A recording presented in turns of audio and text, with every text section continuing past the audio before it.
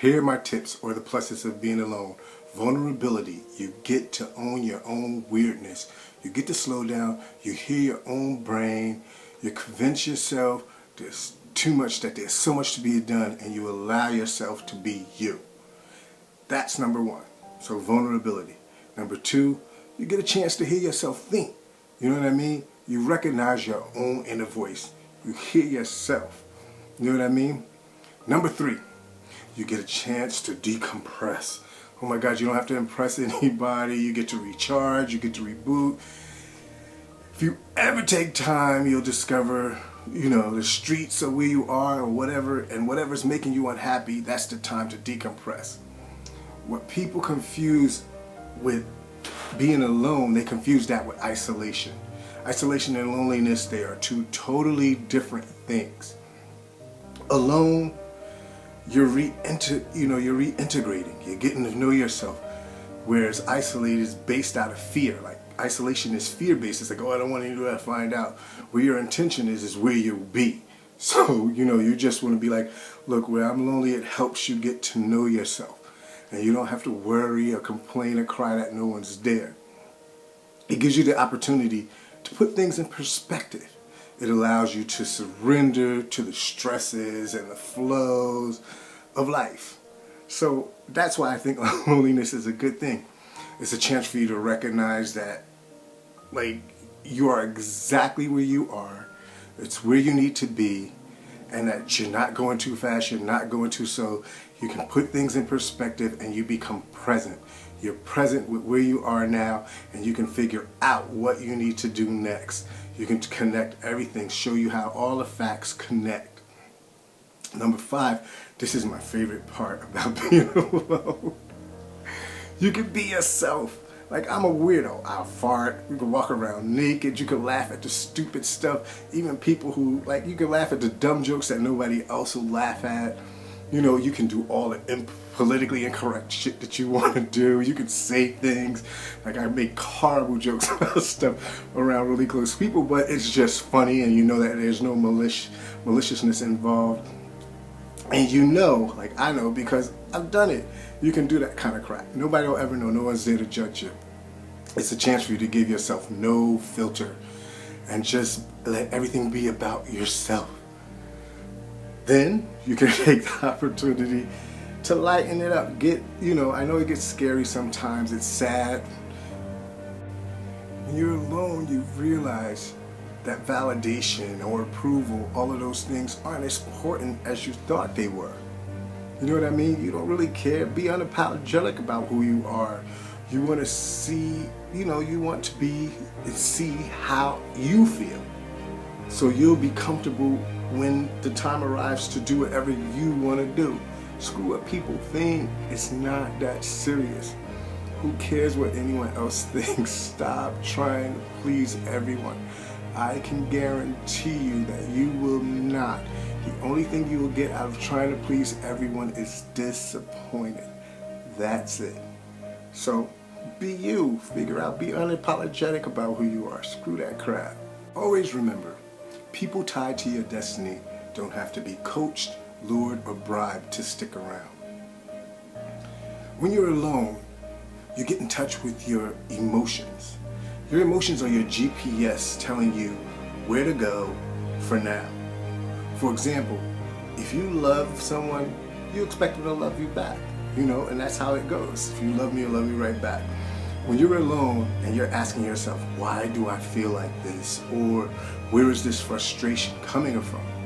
When you're alone, you get to sit back and ask yourself, why? You have the time to think about it. Why am I feeling like this? And then what is this showing me about myself?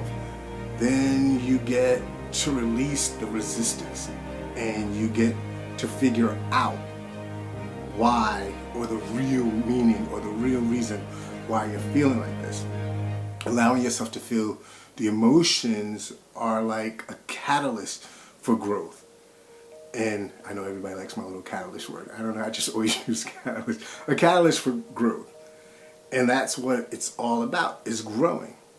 Emotions are your way to express our passions, our desires.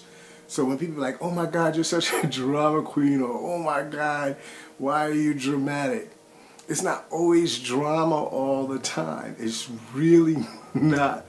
Usually impassionate people, it's like that what you all call drama is the desire driving them to do whatever they do for their feelings.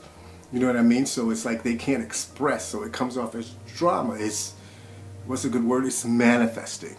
It's manifesting itself as whatever it is. It's not drama. Number 8 is, all right, let's think. I have a question for you. Are you afraid of the dark?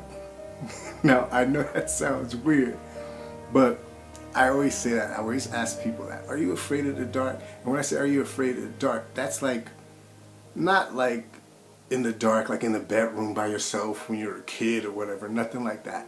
But the dark side of yourself. You know what I mean? Your dark side is that you think people hate or that you're afraid to show. That's the dark. That's your dark side. The concept of light and dark are like being in the forest alone can show you that. Like if you're by yourself, you're like, oh, why am I talking to myself like that? Like that's your dark side. Light and dark are two sides of the same coin. It's basically perception. It's designed in a way to be like, there's no light without dark and there's no dark without light. Or happy without sad. That sort of thing. I don't want to sound all mystical and all of that, but that's what it's about. It's all a mirage based on perception. It's purely experience and suppressed energy and emotions. That's all it is. So, you know how when you're by yourself and you're just really quiet and you're meditating and you talk to yourself or you hear your voice, you be like, damn, you never realize, just do it for a second, realize how mean you are to yourself. People are often afraid to confront their dark sides in themselves and suppress it until it becomes something else and it turns into like alcoholism, drugs, all of that. Explore your dark side, know what you're saying to yourself so you can nip it in the bud before you do it. Man, when I was young, I was a trip. No drugs and none of that stuff, but I was a trip. You can read about it, it's public knowledge. What's cool about being alone is you don't judge your own self. So you don't have to worry about anyone thinks, it's just you. If you fart, you be like, damn, you stink, but it's your fart.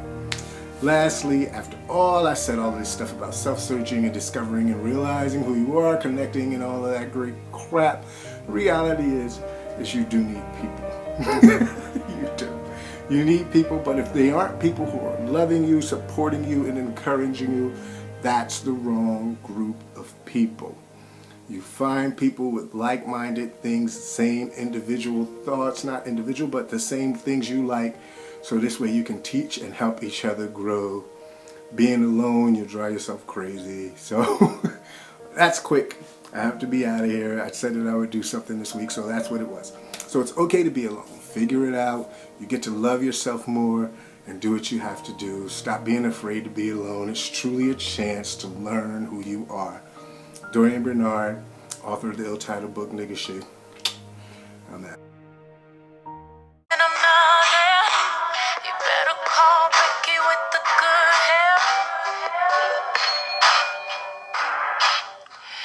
Better call back.